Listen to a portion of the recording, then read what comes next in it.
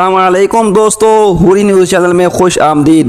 ناظرین گرامی، روزگار کی تلاش ایک بار پھر سینکڑوں نوجوانوں کی جان لے گئی۔ یونانی سمندر کے راستے یورپ جانے والی کشتی ڈوب گئی، جس نے سینکڑوں سوالات جنم دیے۔ اس سانحے میں کئی پاکستانی جاں بحق ہوئے، جبکہ زندہ بچ جانے والے 12 پاکستانیوں نے ایسے ہوش ربا حقائق سے پردہ اٹھایا کہ انسانیت بھی شرما جائے۔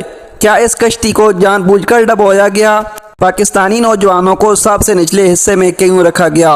اور انسانی سمگلنگ کرنے والے درندے کیسے انسانی جانوں کو داؤ پر لگاتے ہیں؟ یہ سب کچھ آج ہم آپ سے ڈسکس کرتے ہیں، لہٰذا ویڈیو کو آخر تک ضرور دیکھیے گا۔ چینل پر نئے ہیں تو چینل کو سبسکرائب کرنا اور بیل آئیکن کو کلک کرنا ہرگز نہ بھولیے۔ ناظرین گرامی، یہ 14 جون بدھ کا دن تھا جب یونان کے جنوبی ساحل کے قریب تارکین وطن سے بھری ایک کشتی الٹ گئی اور سینکڑوں نوجوان